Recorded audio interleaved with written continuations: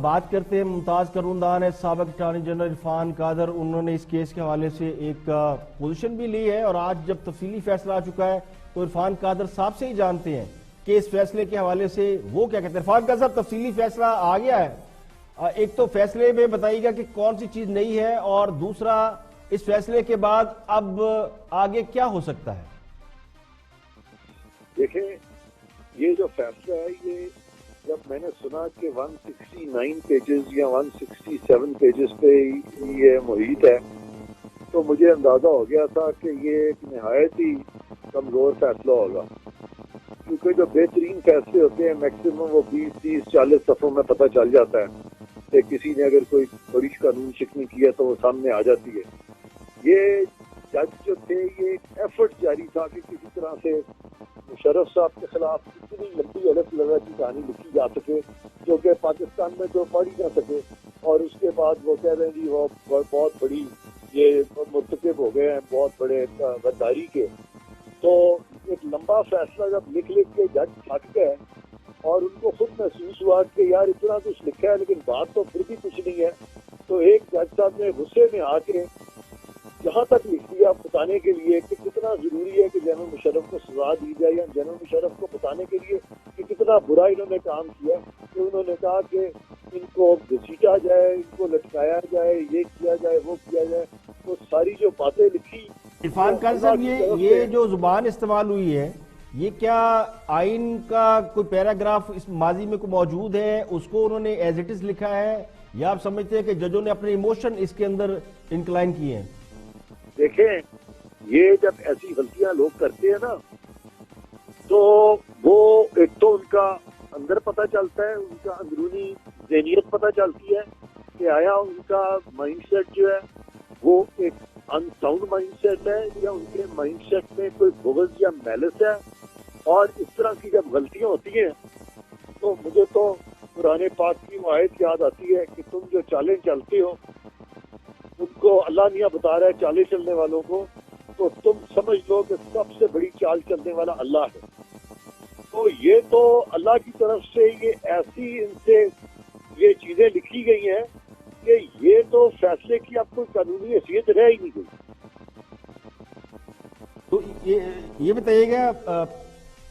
बताइएगा सर कि माजी में भी हमने देखा जब नवाज शरीफ का केस चल रहा था तो उनके हवाले से भी अदालतों ने बड़े सख्त अल्फाज, गॉडफादर, सिसिलियन माफिया, तो उस वक्त भी लोग कहते थे कि एक माइंड सेट है, लेकिन उस वक्त सारे कहते थे कि हम आइन और कानून के साथ खड़े हैं। आज ऐसा क्या हो गया कि जब अदालत उसी किस्म के अल्फाज इस्तेमाल कर रही है तो अब कोई बहुत बड़ा डिफरेंस आ गया है? नहीं, उस वक्त भी जो बहुत सारे कानूनी थे उनकी राय इसी तरह की थी, लेकिन इस दफा तो जुल्म की इंतहा हो गई है ना। ये तो जुल्म की इंतहा हो गई है ना। ये तो मेरा मतलब है कि ये हलाकू खान चंगेज खान से मामला ऊपर चला गया। ठीक है, तो अब ये बताइएगा कि इस तफसीली फैसला आने के बाद क्या आपको ये लगता है कि परवेज मुशर्रफ के वकला अपील करेंगे? खुद तो मौजूद नहीं है, उनकी एब्सेंसिया में अपील कैसे वैलिड होगी? क्या अपील करने के मजाज है, या मुशर्रफ साहब को खुद आना पड़ेगा, या फिर उनको एक और ऑप्शन लेना पड़ेगा जिसपे सारे कानूनी माहिरीन कह रहे हैं कि वो एक सदर को एप्लीकेशन दे तो उनकी सजा माफ हो सकती है, या फिर हुकूमत विड्रॉ कर ले केस? इस वक्त तो सुप्रीम कोर्ट इंतजार में होगी कि जल्दी से अपील आए और हम इस फैसले को खत्म करें ताकि जो काला धब्बा अदलिया पर लग गया वो खत्म हो। माफी की तो जनरल मुशर्रफ कभी भी उस तरफ नहीं जाएंगे। तो जितना मुझे उनके बारे में जो मैं जानता हूँ, सुना है, वो बड़े ऑनरेबल शख्स हैं, वो कैसे माफी की तरफ जाएंगे।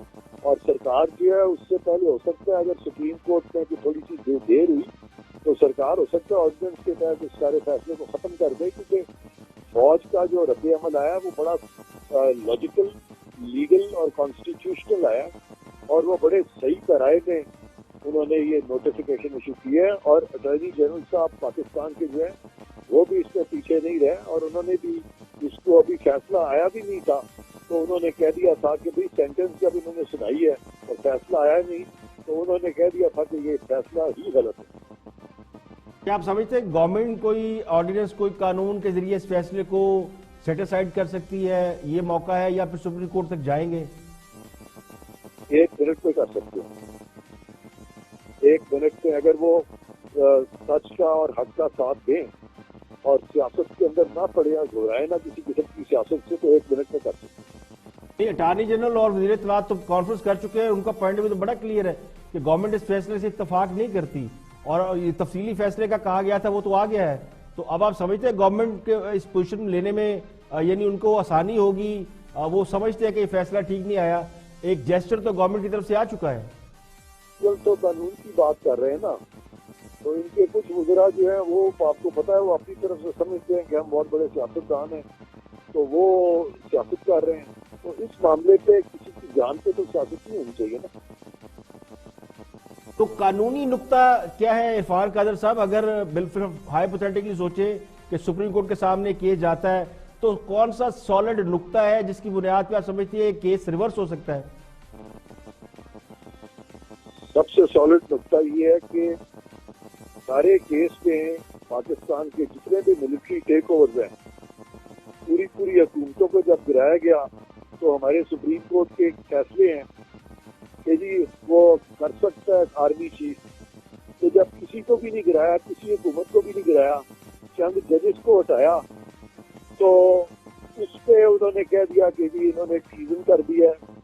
जबकि जिन जजेस को हटाया था वो वही जजेस थे जिन्होंने जनरल मुशर्रफ के पीसीओ के नीचे होठ उठाए थे, और ये वही जजेस हैं जिन्होंने जनरल मुशर्रफ से ज्यादा जजेस को बाद में जनरल मुशर्रफ से भी ज्यादा बड़ी वायलेशन करते हुए निकाल दिया।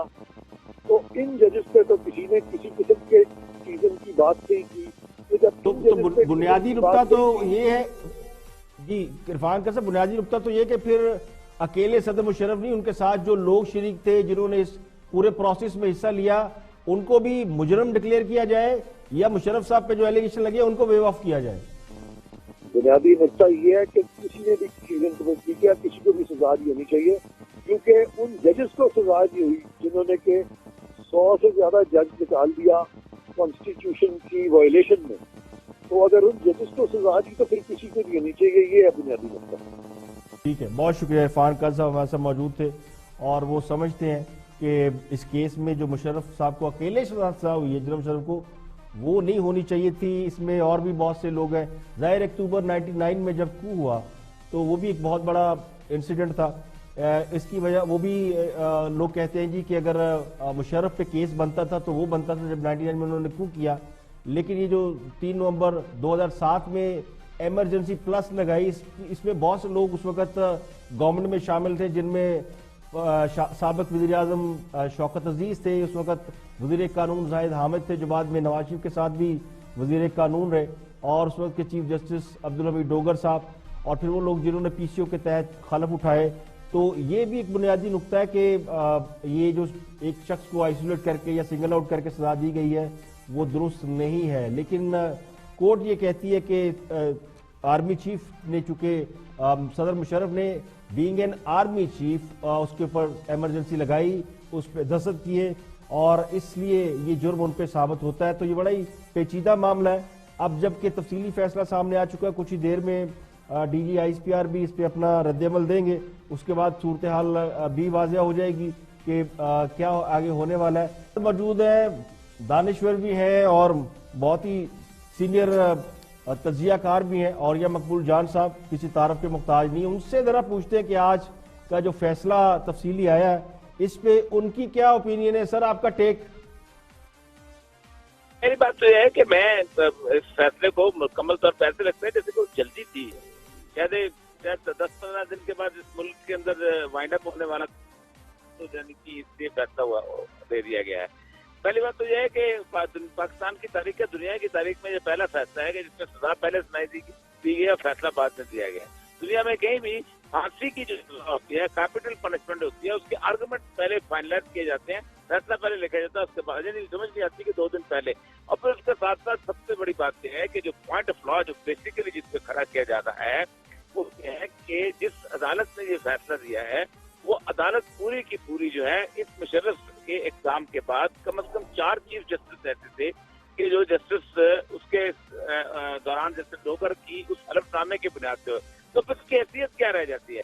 आप मुझे बताइए कि justice Dogar justice Siddique Hussain Jilani, justice Shakur Jahan, justice Siddharth Raza के इलेक्शन कमीशन का चेयरमैन होना, ये सारे के सारे, तो क्या आप उसको क्या कहेंगे? कल को एक आदमी खड़े होकर कह देगा कि मुशर्रफ ने तो बात ही गलत की थी, तो इस काबिल था फांसी, तो मेरे भाई को कत्ल का सजा क्यों दे रहे हो, मेरे भाई को फांसी क्यों दे रहे हो? वो तो आप नाजायज सेटअप में नाजायज सूरत बेट की, इतने ज्यादा एक पॉइंट ऑफ लॉ उठा देगा। लेकिन और साहब एक चीज तो बड़ी वाजिया है ना, एक सिंपल सा सवाल तो ये कि क्या आइन तोड़ा गया या नहीं तोड़ा गया? अदालत तो उसी पे स्टैंड कर रही है, वो कहते हैं ये आइन तोड़ा गया। इस बात से कतई नजर के माजी में कौन से जज रहे, किसने क्या किस वक्त कौन सा रवैया इख्तियार किया, जो आज फैसला अदालत देती है वो तो कहती है जी आइन तोड़ा गया, ये साबित हुआ है। आइन तोड़ने और आइन को सस्पेंड करने की 2 दफा लिखी गई है उसके अंदर, आइन के अंदर जरा पढ़े। आइन तोड़ना जब जाता है तो उसके साथ साथ वजीर आजम भी खत्म हो जाता है, असम्बलियां भी खत्म हो जाती हैं, अदालतें भी खत्म हो जाती हैं, बाकी तमाम चीजें खत्म हो जाती हैं। आइन सस्पेंड करना भी आइन के अंदर ही लिखा हुआ है, उसकी भी सजा जो है वही है। आइन सस्पेंड करने की सजा जो है वो ये है, उसके साथ उन्होंने एक आप देखा कोलैबोरेटर, ठीक है जी, ये आइन के अंदर लिखा हुआ है, मैं को आसमान से नहीं। तो असल में मुशर्रफ के जमाने में आइन हुआ सस्पेंड, और जाहिर बात है नजर आता है, क्योंकि आइन अगर तोड़ा जाए तो उसका मतलब है जैसे एब्रोगेट कर, खत्म करना, तो हर चीज खत्म हो जाती है, जैसे ज़ियाउल हक के जमाने में हुई थी। आइन सस्पेंड जब किया जाता है तो उसमें उन्होंने कहा कि ये दफा आई है 2007 के बाद आइन के अंदर, और जो है आप मुकदमा चला रहे हैं 2007 के मुकदमे के साथ से, तो इतने ज्यादा सवाल उठा के, या तो ये लगता है कि फैसला किया इसलिए गया है कि सुप्रीम कोर्ट में जाके इसकी धज्जियां बिखर जाएं, और नियत ही शायद यही थी कि धज्जियां बिखर जाएं, और उसके बाद यह है कि एक बेसिकली सुप्रीम कोर्ट का लियाकत जिसने अफेंस किया था मुकदमा है कि किसी भी मुजरम को उसकी गैर मौजूदगी में नहीं जा सकती, वो बड़ा अजीबोगरीब है। देखिए ना, अब उसमें दलील दी जाती है कि मुशर्रफ साहब हाजिर हुए थे, तो नवाज शरीफ जो थे वो भी तो हाईजैकिंग केस में हाजिर हुए थे, सजा हुई, 8 साल बाहर रहे, एब्सेंशिया की बुनियाद पर प्ली दी, आके केस खत्म करना दिया। ठीक है, लेकिन ये बताइएगा, ये जो इम्प्रेशन आ रहा है और ये साहब के इस फैसले से ये कहा जा रहा है कि बहुत से खतरात हैं, आप क्या समझते हैं किस तरफ इशारा किया जा रहा है, और ये फैसला हमारी मुल्की सियासत पे क्या असर डाल सकता है? बहुत बुरा असर डालेगा, बहुत बुरा असर डालेगा। देखिए ना, अदालत का काम होता है कानून के मुताबिक फैसला करना। पाकिस्तान के किस कानून के तहत लिखा गया है कि आप उसको सजा देंगे, उसके अंदर डी चौक के अंदर जैनब कत्ल केस के ऊपर आपको पता है कि प्ली ली गई थी, और उन्होंने कहा था कि आइन इसकी इजाजत नहीं देता। आइन को वो सरेआम फांसी को रोका, कहते जी आप सरेआम फांसी नहीं दे सकते, तो इस्लाम इसकी इजाजत नहीं देता। इस्लाम जो है वो औलाद की लाश की भी हरमती नहीं जाती। तो ये जो कोर्ट ने लिखा है कि उनको डी चौक लाया जाए, अगर वो खुदा ना खास्ता वफात पा जाते हैं उनको 3 दिन तक लटकाया जाए, आप समझते हैं कि इस आर्गूमेंट से, इस रिमार्क से भी उनको सिंपैथी जो है फैक्टर है वो मुशर्रफ की तरफ जाएगा?